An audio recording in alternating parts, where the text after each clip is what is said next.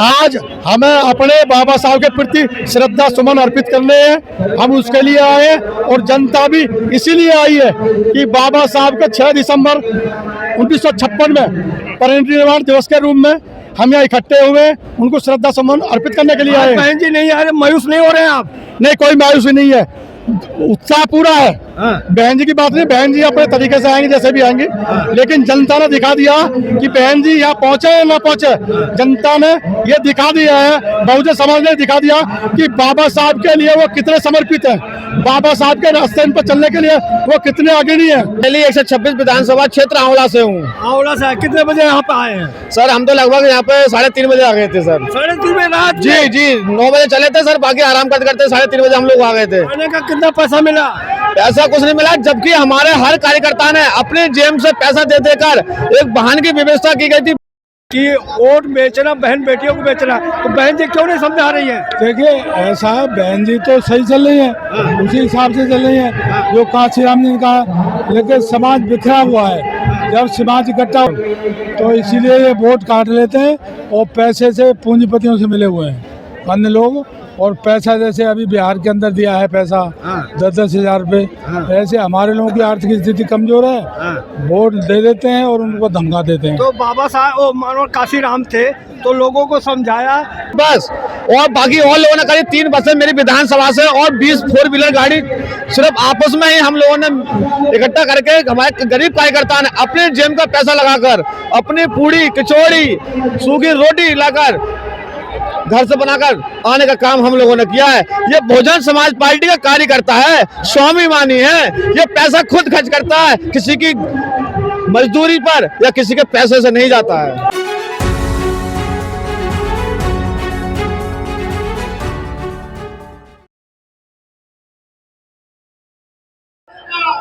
नमस्कार, आप सभी का स्वागत है। आप देख सकते हैं इस वक्त नोएडा के पेंडा स्थल पर है, जहाँ पर बाबा साहब भीमराव अम्बेडकर को श्रद्धा सुमन अर्पित करने के लिए भारी संख्या में यहाँ पर बहुजन समाज के लोग आए हुए हैं, जिसमें यहाँ पर आम जनता के अलावा और भी बहुत सारे VIP जो गण हैं, किसी पार्टी से संबंधित रखते, वो सब जो लोग यहाँ पर आए हुए हैं। देख सकते हैं भारी संख्या में लोग यहाँ पर उपस्थित हैं, और जैसे जैसे समय बीतता है वैसे वैसे संख्या यहाँ पर और बढ़ती चली जा रही, देख सकते हैं।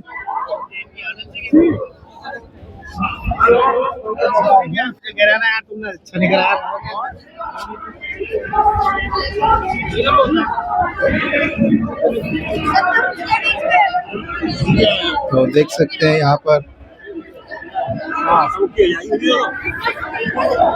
काफी भीड़ है, भीड़ के चलते हम आगे तक नहीं जा पा रहे हैं। जहाँ तक नजर जाएगी आपको यहाँ पर भीड़ ही भीड़ नजर आएगी।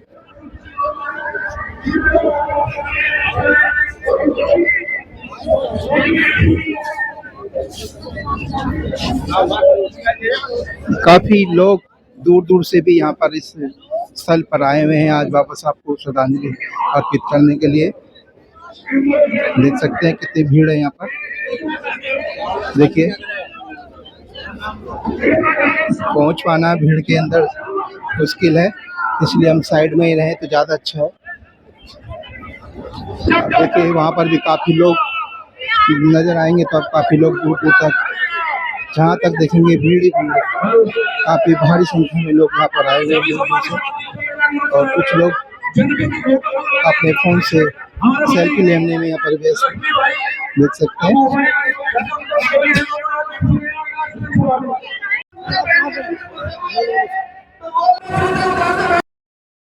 कहाँ से हैं? लोनी से हूँ जी।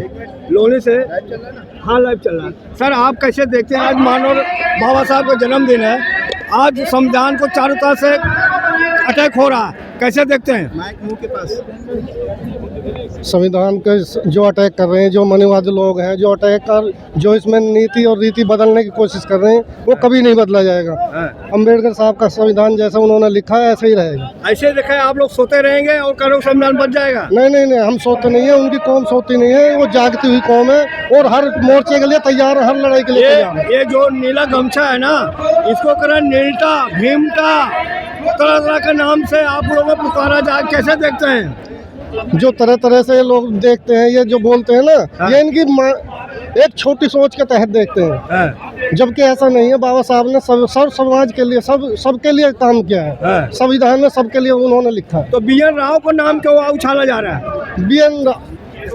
हाँ बोलिए। BN राव मात्र एक उनके चाय पिलाने वाले थे। उनको चाय पिला के अच्छा वो था, उनका समानता थी। सर अगला सवाल आपसे पूछ रहा हूँ, आरक्षण कब तक रहना चाहिए? आरक्षण जो प्रणाली चल रही है और चलती रहनी चाहिए जी। कब तक? पैड़ी के नीचे देखो। तब तक क्या है, जब तक सब समाज समान न हो जाए। क्या कहेंगे सर? बिल्कुल, ये समाज सब सम्मान होना चाहिए। और बहन जी के साथ पूरा समाज खड़ा है, दिवाकर समाज खड़ा है, प्रजापत समाज खड़ा है। मैं दिवाकर समाज से आता हूँ, पूरी 3 गाड़ी अलीगढ़ मंडल से लेकर आया हूँ मैं खुद अपने साथ। मैं कोल विधानसभा महासचिव पंकज दिवाकर पूरे अलीगढ़ मंडल की 3 गाड़ी लेकर आया हूँ स्कॉर्पियो भर के। आप कहाँ से हैं सर? अलीगढ़ मंडल से। आज अलीगढ़ मंडल के लोग यहाँ पे कहते हैं पूरे देश के लोग हैं। नहीं, पूरे देश के लोग हैं, पूरे देश के होने चाहिए। तो बड़ी कम संख्या नहीं दिख रही आपको? नहीं सर, अभी हमारी नखलू में भी मीटिंग है बहन जी के साथ, नखलू में भी रैली है हमारी। क्या बहन जी आ रही है आज? बहन जी नखलू में है इस टाइम। अच्छा, इस टाइम बहन जी नखलू में है। वो उनका आना कौन मना कर दिया, कौन रोक दिया? तो बहन जी को आने से कौन रोक दिया? कोई नहीं रोका, हमारी नखलू में रैली चल रही है और जगह आज। अच्छा, आज नखलू में भी रैली है। यहाँ पे आकाश आनंद जी हमारे देख रहे हैं, आपको हमारी बहन जी कितना भीड़ होगी यहाँ पे? यहाँ पे कम से कम मेरे हिसाब से 4 से 5 लाख तक होनी चाहिए। इतनी कितने? 2 से 3 लाख तो होगा कम से कम। 2-3 लाख? जी। और भी लोग हैं। हाँ सर, जय भीम। कहाँ से सर? सर मैं जिला हरदोई से हैं जी। आज बाबा साहब का परिनिर्वाण दिवस है, क्या कहेंगे इस मौके पर? सबसे पहले तो आप मीडिया चैनलों का बहुत बहुत धन्यवाद जो आप लोग यहाँ पर आए। उसके बाद बाबा साहब के चरणों में हमारा कोटि कोटि प्रणाम। मैं ये कहना चाहता हूँ, जैसे कि आपने कहा कि यहाँ पे आने का क्या उद्देश्य है, तो यहाँ पे आप देख रहे हैं 2027 का एक छोटा सा ट्रेलर है, पिक्चर अभी बाकी है। 2027 में बहन जी की सरकार बनने जा रही है, ये इसका आगाज है। और युवाओं ने, आप देख रहे हैं यहाँ पे सब युवा दिख रहा है। ये तो कुछ नहीं है, ये तो ट्रेलर है छोटा सा। अब जब बहन जी जब सत्ता में आती है ना, वो प्रशासन इन युवाओं ने और आप जैसे वरिष्ठ जनों सबने देखा है, वही युवा भी, अब वही प्रशासन, नौकरियां, अस्पताल, कॉलेज, यूनिवर्सिटी, रोड और हर स्तर की सुविधा बहन जी की सरकार में जिस तरह मिलती थी वही युवा चाहता है। और इसीलिए युवा बहन जी को लाना चाहता है 2027 में। 14 साल से प्रति व्यक्ति बहुत ही परेशान हो चुका है। उत्तर प्रदेश के अंदर इतना भ्रष्टाचार हो रहा है। क्या 2027 में बहन जी आ रही हैं? 2027 में बहन जी 101% आ रही हैं। और ये सभी हमारे उत्तर प्रदेश के सभी जनमानसों ने मन बना रखा है कि बहन जी को 2027 में यूपी की मुख्यमंत्री 5वीं बार बनाना है। कैसे कह सकते हैं कि 2027 में बहन जी आ रही है? किस आधार पर बना रहे? आप इस समय देख रहे हैं कितना अत्याचार हो रहा है। इस समय कितना अत्याचार हो रहा है और इससे पूर्ववर्ती सरकारों में कितना अत्याचार हुआ। और बहन जी के अपने प्रशासन को आगे करके और प्रशासन को देखते हुए बहन जी आ रही हैं। सर बहन जी तो आज आप लोगों को वादा किया था कि आएंगी, लेकिन अचानक उन्होंने कहा था नहीं, उन्होंने वादा नहीं किया था। देखिए ये तो मैं क्या कोई नहीं कह सकता। उन्होंने कहीं अगर लिखा हो, बोला हो कि मैं आऊंगी, ऐसा नहीं बोला। तो ट्वीट करके मना करने की क्या मतलब है? देखिए आपने जिस तरीके से देखा था लखनऊ में 9 अक्टूबर को, आपने देखा था जिस तरीके से 9 अक्टूबर को पब्लिक बहुत सी बेचारी अंदर आई थी, हम उनके चाहने वाले सभी वर्ग के, सभी समाज के लोग, और कुछ लोग बेचारे टूल पे या बहुत से बाहर रह गए और वो बहन जी आने की वजह से, पब्लिक की वजह से वो दर्शन नहीं कर पाए वहाँ। और भी लोग हैं, उनसे जानूंगा कि आखिर जो आज का भीड़ है क्या दर्शाएगी कि 2027 में बहन जी दोबारा आएंगे? कहाँ से है बाबू जी? दादरी गौतम बुद्ध नगर, ग्राम शौराजपुर। अच्छा, आज क्या कहेंगे? आज बाबा साहब का परिनिर्वाण दिवस है। आज हमें अपने बाबा साहब के प्रति श्रद्धा सुमन अर्पित करने हैं। हम उसके लिए आए हैं और जनता भी इसीलिए आई है कि बाबा साहब के 6 दिसंबर 1956 में परिनिर्वाण दिवस के रूप में हम यहाँ इकट्ठे हुए उनको श्रद्धा सुमन अर्पित करने के लिए आए। बहन जी नहीं आ रहे, मायूस नहीं हो रहे हैं आप? नहीं, कोई मायूसी नहीं है। उत्साह पूरा है। बहन जी की बात नहीं, बहन जी अपने तरीके से आएंगे जैसे भी आएंगे, लेकिन जनता ने दिखा दिया कि बहन जी यहाँ पहुंचे या ना पहुंचे, जनता ने ये दिखा दिया है, बहुजन समाज ने दिखा दिया कि बाबा साहब के लिए वो कितने समर्पित है, बाबा साहब के रास्ते पर चलने के लिए वो कितने आगे नहीं है। जी। और भी आप बच्चा लेकर कहाँ से आए हैं? जी हम लोनी गाजियाबाद से आए हैं। ये छोटा सा बच्चा ठंडी में लेके आए हैं, इतना बाबा साहब के प्रति आपका स्नेह है। जी बाबा साहब हमारे भगवान हैं जी, हम वे हमारे रोम रोम में बसते हैं। इस बच्चे को ठंडे में लाने का क्या मतलब है? नारायण जी ऐसे साहब आज हम अपनी बहन जी के लिए संघर्ष कर रहे हैं, कल के लिए हमारा बच्चा भी करना चाहेगा। अच्छा, हाँ। क्या नाम है बच्चे का? बच्चे का नाम खुशी है। चलो खुशी है। बाबूजी कहाँ से हैं? मैं अलीगढ़ से आया हूँ सर। अलीगढ़ से जी। यहाँ कब पहुँचे हैं? ठंडी में? इस ठंडी में कैसे यहाँ पहुँचे? मैं तो साहब के टाइम से हूँ, साहब से मिला हुआ हूँ। मैं 51 तोले का मुकुट दिया था बहन जी जब मुख्यमंत्री बनी ना पहली बार 95 में। आपका इतना एज है, क्या कारण बहन जी अब मुख्यमंत्री सत्ता पे नहीं पहुंच पा रहे, क्या कारण लग रहा है? ऐसा कारण ये है कि मनुवादी जो लोग हैं ये जातियों में तोड़ देते हैं। जैसे हमारा नारा है भाई इकट्ठा करना, उनको छुआछूत फैला रखा है देश के अंदर, तो इसीलिए ये वोट काट लेते हैं और पैसे से पूंजीपतियों से मिले हुए हैं अन्य लोग। और पैसा जैसे अभी बिहार के अंदर दिया है पैसा 10-10 हजार रुपये, ऐसे हमारे लोगों की आर्थिक स्थिति कमजोर है, वोट दे देते हैं और उनको धमका देते हैं। तो बाबा साहब वो मानो काशीराम थे तो लोगों को समझाया कि वोट बेचना बहन बेटियों को बेचना, तो बहन जी क्यों नहीं समझा रही है? देखिए ऐसा है, बहन जी तो सही चल रही है, उसी हिसाब से चल रही है जो काशीराम जी ने कहा, लेकिन समाज बिखरा हुआ है। जब समाज इकट्ठा हो जाएगा तो मैं कविताएं लिखता हूँ। मैंने कविता लिखी है कि सत्ता की पहचान करो मेरे बहुजन के प्यारे, जब सत्ता आएगी हाथ खुलेंगे एकदम सब ताले, कि सत्ता की पहचान करो मेरे बहुजन के प्यारे, जब सत्ता आएगी हाथ खुलेंगे एकदम सब ताले, करी इंदिरा ने भी मनमानी और तानाशाही देखी दुखी हुए भारत के प्राणी, मोदी जी पड़ गए चक्कर में। धन्यवाद सर। आप कहाँ से हैं सर? मैं सर जनपद बरेली 126 विधानसभा क्षेत्र आंवला से हूँ। आंवला से कितने बजे यहाँ पे आए हैं? सर हम तो लगभग यहाँ पे 3:30 बजे आ गए थे सर। 3:30 बजे रात? जी जी 9 बजे चले थे सर, बाकी आराम करते करते 3:30 बजे हम लोग आ गए थे। आने का कितना पैसा मिला? पैसा कुछ नहीं मिला, जबकि हमारे हर कार्यकर्ता ने अपने जेब से पैसा दे देकर एक वाहन की व्यवस्था की गई थी बस, और बाकी और लोगों ने करीब 3 बसें मेरी विधानसभा से और 20 4 व्हीलर गाड़ी सिर्फ आपस में ही हम लोगों ने इकट्ठा करके हमारे गरीब कार्यकर्ता ने अपने जेब का पैसा लगाकर अपनी पूड़ी कचौड़ी सूखी रोटी लाकर घर से बनाकर आने का काम हम लोगों ने किया है।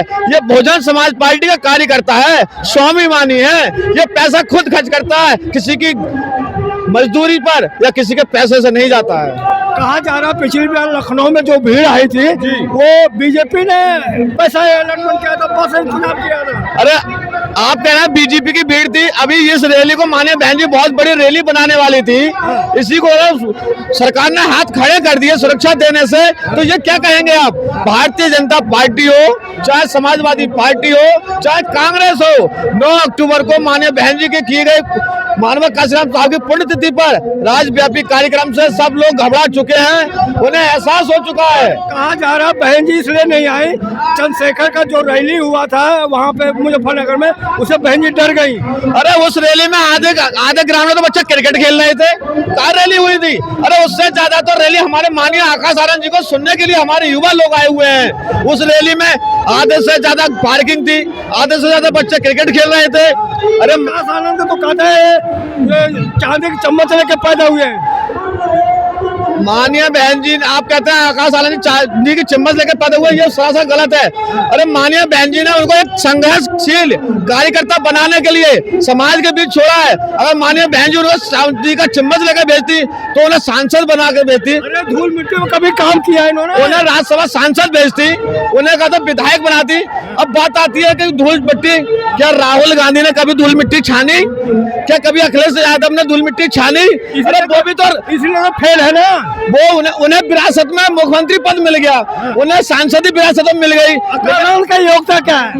योग्यता वो MBA है, एजुकेटेड है, और हमारे 29 साल का युवा है। ये भी तो योग्यता, बहन जी के भतीजा है, ये भी तो योग्यता है। अरे वो तो हमें गर्व है, बहन जी के भतीजे, वो हम सबके भतीजे हैं, हम सबके भाई हैं। हमें गर्व है कि हमारे साथ हमारे एक ऐसे युवा आइकन हमें बहुजन समाज को मिला है, जितना पढ़ा लिखा है कि आए दो लोग तो पता नहीं कौन कौन सा नशा करते हैं और लंदन पढ़कर आए हैं, और उनको समाज के प्रति जो दर्द है, जो लगाव है, जो समर्पण है। क्या युवा आकाश आनंद के साथ जुड़ेगा? जुड़ चुका है। माँ साथ में तो कभी जाता ही नहीं आकाश आनंद। कौन है दर्द में? क्या? अरे सबसे बड़ा एग्जाम्पल तो युवा मैं हूँ। अरे मैं भी तो एक युवा हूँ, ये भी युवा है। आपको कौन जानता है? कौन नहीं जानता? मेरे क्षेत्र में देखिए, मुझे कहता कौन नहीं जानता, विधानसभा क्षेत्र से मैं अपना अध्यक्ष हूँ। वोट तो बहन जी और आकाश आनंद के नाम से मिलता है। अरे वो तो वोट तो हमारे महापुरुषों के कहते हैं त्याग, परिश्रम, संघर्ष, मानिए बहन जी के संघर्ष में मिलता है। अरे हम ये नहीं कहते हम बड़ा चेहरा है, लेकिन हम ये कहते हैं कि बहुजन समाज पार्टी का एक निस्वार्थ। बिखरा हुआ वोट कैसे वापस लाओगे? कौन सा बिखरा हुआ वोट था? अरे जो आपका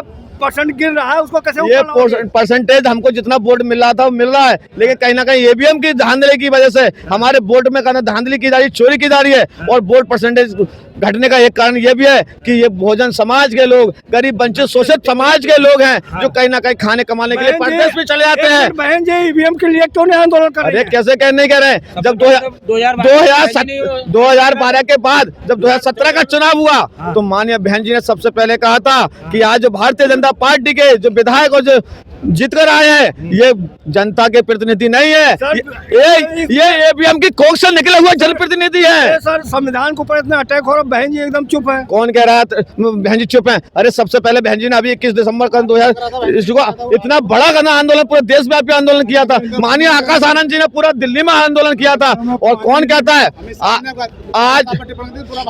आज इस संविधान को अगर बचाने के लिए कोई संघर्ष है, कोई कहता है वास्तविकता आवाज उठाता है, तो ये बहुजन समाज पार्टी है, माननीय बहन जी है। आरक्षण कब तक रहना चाहिए? आरक्षण जब तक जाति व्यवस्था रहेगी, सामाजिक व्यवस्था परिवर्तन, जो माननीय बहन जी ने कदम उठाया था, बहुजन समाज पार्टी का ही कहता नारा यही है, सामाजिक परिवर्तन और आर्थिक मुक्ति। जब तक सामाजिक परिवर्तन नहीं हो जाता और जब तक आर्थिक मुक्ति नहीं मिल जाती हम लोगों को, जब तक ये आरक्षण हमारा जन्मसिद्ध अधिकार है, रहेगा, और आने वाले समय के लिए भी, और हम संघर्ष जारी है।